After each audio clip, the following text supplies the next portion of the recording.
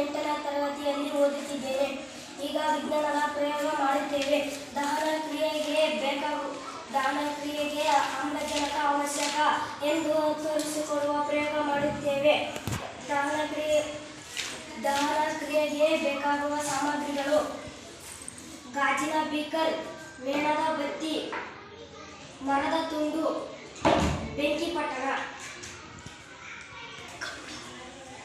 My name is ಪ್ರತಿಭಾ.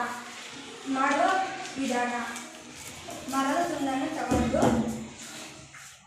ಮೇಣದ ಬತ್ತಿಯನ್ನು ಅದರ ಮೇಲೆ ಇಟ್ಟು ಅನಂತರ ಬೆಂಕಿಯನ್ನು ಹಚ್ಚಿ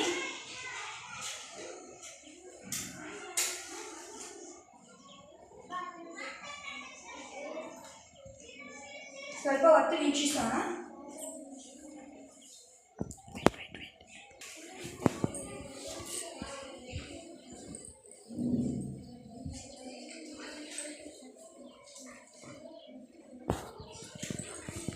ಈಗ ಗಾಜಿನ ಬೀಕರನ್ನು ಗೋರಲು ಹಾಕೋಣ.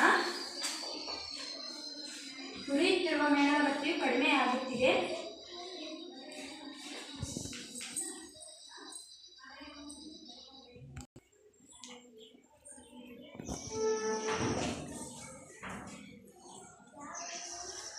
ಉರಿಯುತ್ತಿರುವ ಮೇಣದ ಬತ್ತಿಯು ನಂದಿ ಹೋಯಿತು. ಉರಿಯುತ್ತಿರುವ ಮೇಣದ ಬತ್ತಿಯು ಹೇಗೆ ನಂದಿ ಹೋಯಿತು?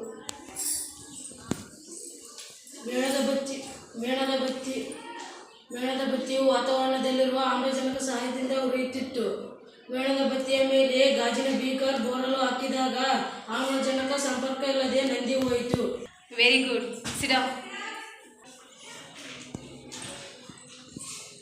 ಈ ಪ್ರಯೋಗದಿಂದ ನಾವು ತಿಳಿದುಕೊಳ್ಳುವ ಅಂಶ ಯಾವುದು? ನನ್ನ ಹೆಸರು ಚೇತನ್.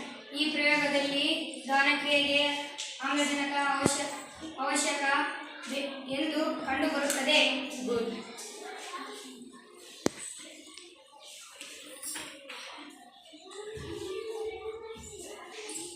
ಮೇಣದ ಬತ್ತಿಯು ಆಮ್ಲಜನಕ ಸಹಾಯದಿಂದ ಉರಿತಿತ್ತು. ಅದರ ಮೇಲೆ ಗಾಜಿನ ಬೀಕರನ್ನು